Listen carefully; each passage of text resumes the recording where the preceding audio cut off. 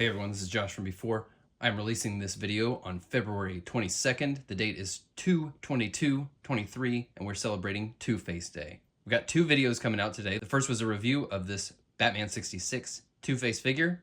This one is a tour of my Two-Face collection. I'm giving away two of those Batman 66 figures. One winner was announced in that review. The other one will be announced at the end of this video. I did show off my Two-Face tour on 2/22/22 last year. Of course, we've gained thousands of followers since that video aired, and many of you probably missed out on that. If you're like me and you're kind of like a medium volume collector, you don't necessarily pick up every single figure from every single toy line, I highly recommend having a character collection like this. It gives you an opportunity to pick up some things you might not have picked up before. Am I going to go collect every single Happy Meal toy ever made? No, but I've got this one. I'm not a big Mafex fan, so I'm not going to be picking up too many of these, but I do have this one. It gives you a chance to kind of see something you might not have picked up before. Now let's start taking a look at some of these. Since I just got done reviewing this, we'll see the Batman 66 Two-Face first from McFarlane. Again, that review just dropped today. Go check that out if you want a closer look at this guy. Really sharp. I really enjoy him. He feels great in hand. I'll cut over to some archival footage of this Two-Face statue because it is at work right now. I don't have it here with me. This is a great vinyl statue, a very affordable price, 50 bucks. It looks really good for what it is. Move on to this DC designer, Capullo designed Two-Face, which is a really great figure. This is not my preferred kind of design. I like the sort of mutated face over the charred, crispy skull head, and I do like the more colorful version over the black and white. But as far as a modern Two-Face figure goes, this is one of the best you can get. Speaking of bright, colorful mutant face, here is the Funko Pop of Batman Forever, Tommy Lee Jones Two-Face. I really, really love the Tommy Lee Jones design. Certainly not the best depiction of the character we've ever seen, and I'm not really a fan of Funko Pops. This thing's horribly balanced, but you know, I had to pick them up. Actually, as far as silly, cartoony little things go, I much prefer this Tubbs Rubber Duck Two-Face. That is really funny. Of course, I love the Neil Adams look here for the orange and purple and the green mutant face. Let's look at that previously mentioned Happy Meal toy, where the idea is that you can flip over the car. It's got, you know, one side is clean and white, the other is black and dirty like Harvey's soul. Of course, you get the little shot glass here. Not much to it, but you know I had to pick that up. But for Batman Drinkware, you cannot beat the Batman Forever McDonald's glass tie-in. You can still find these fairly easily. You can find the whole set for probably less than 50 bucks. Well worth it. These are some of the best promotional tie-ins of all time. I love how the handle here is the flipping coin. Even if you look close, you can see that they alternate scarred, clean, scarred, clean. I drink out of this thing on a regular basis. We've got this Lego Movie Lego Billy D. Williams. I think the only Billy D. Williams Two-Face figure out there. Pretty fun. My favorite little detail is that his pants are torn through and you can see his little heart boxers under there. Pretty funny. I have this Imagine Next Two-Face. Imagine Next is actually a surprisingly fun little toy line. And I really need to hunt down he's got an armored truck that came from this Imagine Next line, but it's kind of hard to get it. It's kind of hard to find it on eBay without paying like really crazy shipping prices. So eventually I'll track one of those down. Another one geared toward the younger crowd. This is a Mattel 4-inch or 3 3/4 Two-Face, and pretty fun. You know, he's got elbows and knees. Decent little design. Nice amount of detail in such a small figure. Another 4-inch scale figure. This from the Arkham game series. Really not a huge fan of the Two-Face design from the Arkham games. Like I said, the black and white it bores me a little bit. I do like the one sleeve kind of totally torn off, but I think it's kind of forgettable. This toy is kind of whack. Personally, I would prefer this more cartoony version. Here's an eBay find, and this was listed as an actual screen used prop from Batman 89, and I don't believe that for a second. I think this is just a good quality reproduction. Now onto the Mafex Dark Knight. Aaron Eckhart Two-Face. I really don't like this figure very much. It's just not really pleasant in hand. It's really hard to get him in to what feels like a naturalistic sort of pose. The joints are just, they don't have any hold to them. I mean, it is nice he's got a, you know, different jacket and head. You could change him back to regular Harvey Dent, but I really just don't care for it that much.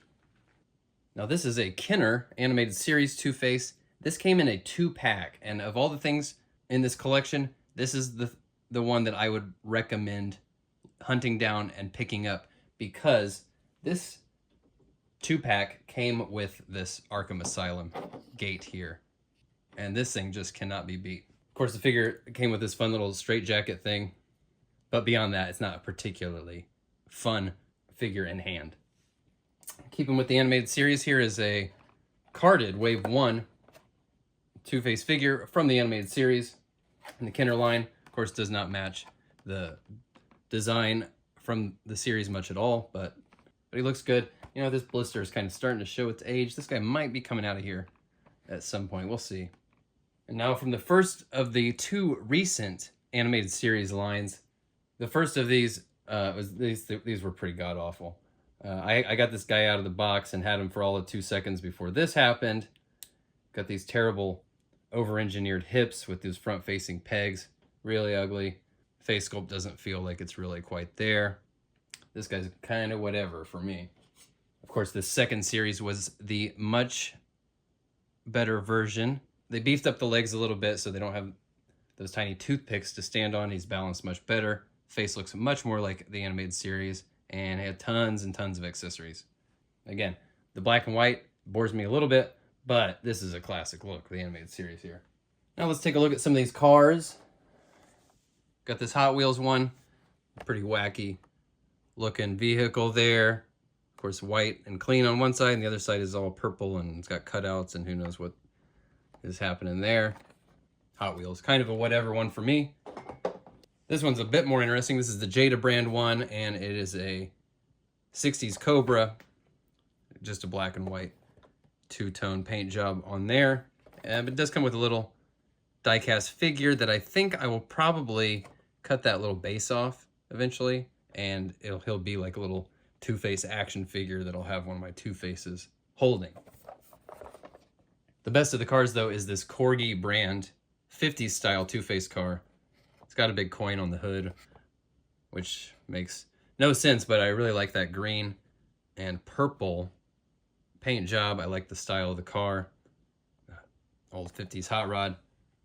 Let's move over onto this silly looking dude.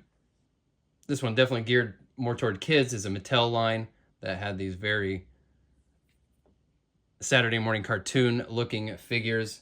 I think I would have loved this dude if I was a kid. He's got elbows. He's got a wild double-barreled gun here. Really nice, like clean-looking pinstripes on this side. I like it. Pretty fun for what it is. Now here's a throwback. I can never remember what these are called, but it's this Migos style one with the fabric costume here. We've got him holding this Dark Knight era Harvey Dent coin. Definitely can't go wrong with this dude. And of course, you got to have a Pez dispenser. This is not one of the more interesting Pez dispensers I've seen. The dark purple on his scarred side. It's kind of whatever, but it's a Pez dispenser. You got to have it. This right here is really fun. It's this little vinyl statue. Of course, it's not canon at all. He's got this entire side of his body is totally a mutated monster. He's holding a grenade, which isn't a particularly trademark weapon or anything, but this is just a fun, unique look. I love how the chair is, one side of it's nice, and of course the other side's all dogged up and shredded. And this is a very fun, very memorable little statue here. Here's the old DC Superheroes Two-Face. Of course, like other figures from that line, he had this little gimmick where you twist the thing, and where you turn the dial, and he flips his coin. And the coin, for some incomprehensible reason, is just a dime. And the one on this side has the X on it. Yeah, and it's absolutely massive in his hand. I mean, whatever you say, I guess. Here's a little piece I really like, is this from this DC chess collection. I just think this gold on this side is just really sharp. A really nice looking little piece there. And again, I would never collect the entire DC chess series, but this is a great excuse to pick one of them up, and it looks very sharp. And now we get some more Kenner silliness. This is a Pirate Two-Face. I believe this is from Legends of the Dark Knight. I can't recall now. But this works out great. You know, one side he's got a peg leg and a crazy hook thing, whereas on this side, he looks more like a respectable naval officer. Pretty fun. I guess pirates were having a moment in the 90s? I'm not sure. One of the sharpest looking ones in the collection here is this Long Halloween Two-Face. These things were not much as far as being action figures. His legs don't really move much at all. He's got a little bit of movement at the hips, you know, no waist. Mostly meant to be a statue, but he absolutely looks great. Really great. I'd love to see Todd give us some Long Halloween designs.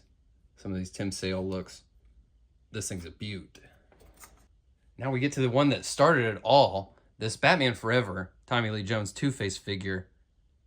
Probably responsible for me being such a big fan of Two-Face in the first place.